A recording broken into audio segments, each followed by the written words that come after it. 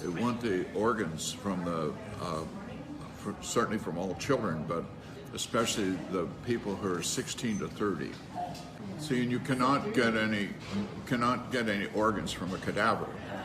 Every organ that's transplanted is a healthy organ, and you can only get healthy organs from living persons. You cannot get any organs for transplant from a cadaver. Everybody who has their organs taken, they're all dissected alive. That it's a form of slavery. They've made slaves of all of us. It's involuntary servitude, what they've done. I started a special care nursery at Cardinal Glenner Children's Hospital in 1963.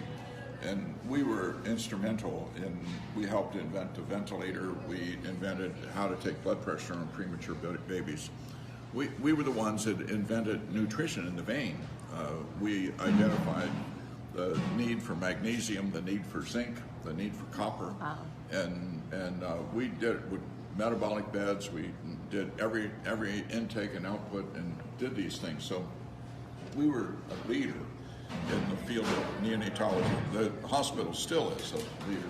I started to investigate brain death, and it took about 2 years till I understood the language of brain death.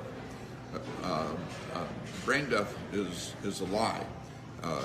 It's a lie that's been told over and over again, so people don't even realize it's a lie anymore. But it's been a lie from the beginning, continues to be a lie. The way it occurred was that Christian Barnard did the first heart transplant in South Africa in 1967. 3 days later, they did the second heart transplant. It was done in Brooklyn, New York. And what they did is they cut the beating heart out of a 3-day-old baby and transplanted it into an 18-day-old baby. And at the end of their surgeries, a short time after the end of their surgeries, both of those babies were dead. It was illegal, it was immoral.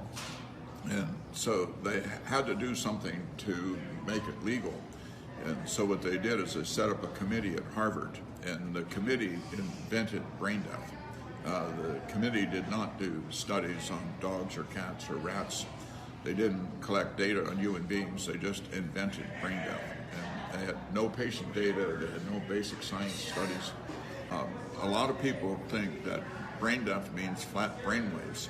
They're not even required to do brainwave testing. They studied 9 patients, and 2 of the 9 still had brainwave activity. And then they concluded no longer is it necessary to look at brainwaves, so it's not required to look for brainwave activity. So when they're doing the transplantation on people they say are brain dead, they're all alive. They're all alive Yeah. and completely recoverable. They're all alive. You cannot. So they're harvesting organs out of people who are in some way conscious. They just can't communicate. Well, consciousness. When they feel pain. Consciousness and pain. It's one thing not to demonstrate consciousness, and then we use words like unconscious. But unconscious does not mean that there's no consciousness. It just means that we do not observe consciousness, and there's a difference. Just because a person can't demonstrate pain doesn't mean they don't have pain. You know, a very good example of that is they give paralyzing agents when they take the organs, so that they don't move and they don't squirm. So horrible. And even if they don't move and don't squirm, when they cut on them, their heart rate goes up and their blood pressure goes up, which is the response to pain. But they can't demonstrate that they have pain. Because they're paralyzed. They've medically paralyzed them. Yeah. So they can't respond by... Right. So in any event, they invented brain death mainly to get organs, but then also so they don't waste money on treating people who aren't ever going to get a job, who are just going to live and not die. And so you see what brain death is, it's primarily a way to get organs. No, it's no different than what they did in Germany. It's exactly what they did in Germany. It's exactly what they did in Germany. And actually, in my research many years ago when you had to do the research by going to what we call the stacks in the library to get the old journals. And I found articles in the Journal of the American Medical Association in 1919, 1920 of a doctor in Germany who wrote to Journal of the American Medical Association and telling him what the doctors were doing in Germany. He signed it the overseas correspondent and told the doctors in the United States what was going on in Germany, and that was before Hitler. So in many ways, what's going on in this country is very similar to what was going on then. And it took World War II to stop those doctors.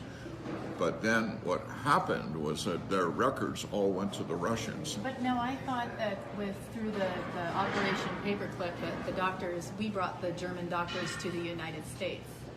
Some of them came to the United States. Very few of them got charged with anything. Very, very few of the German doctors. And the German doctors were already involved in doing evil things before Hitler.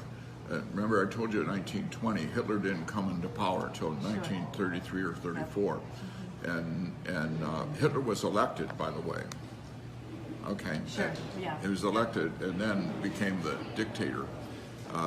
And so yes, it is very similar to what was going on in Germany, and it was the German doctors.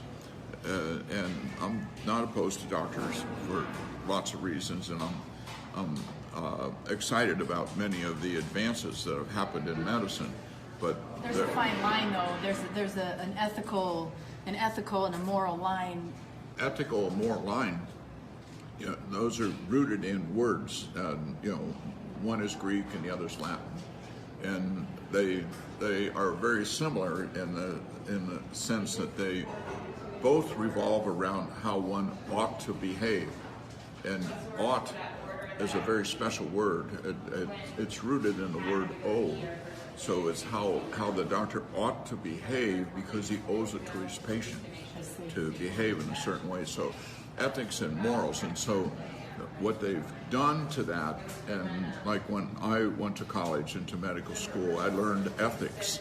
And I also studied biology. So, and biology is a study of living things. Ethics is how one ought to behave.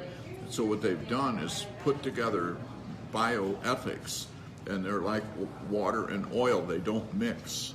You can't mix when you're studying what's already set in place. That's biology, with something with how one ought to behave. So you put them together and you get something that you can do anything you want with it, and they do. There is actually no meaning behind that. No, bioethics do what you will. is a field that they are not ethicists and they're not biologists. They are people who are trained to carry out something, and the way that brain death works is that they get the clergy and the people in pastoral care and to get involved, and then in organ transplants they have a designated requester, and a designated requester is usually a very nice person who dresses nice and befriends the relatives. Can I get you a cup of coffee? Oh, I know this has to be terrible on you. We'll do everything we can to help you. And all of that is part of getting them indoctrinated to get their organs. And see, and you cannot get any organs from a cadaver. Every organ that's transplanted is a healthy organ, and you can only get healthy organs from living persons. You cannot get any organs for transplant from a cadaver. The things I'm telling you is that you are not allowed to hear. And because if you hear it, you will be upset, as all three of you are upset. And rightly so, you should be upset, because whose organs do they want? They want the organs from certainly from all children, but especially the people who are 16 to 30, and their life is in jeopardy. If they're unconscious and on a ventilator, they're going to get their organs, and they do everything to get their organs.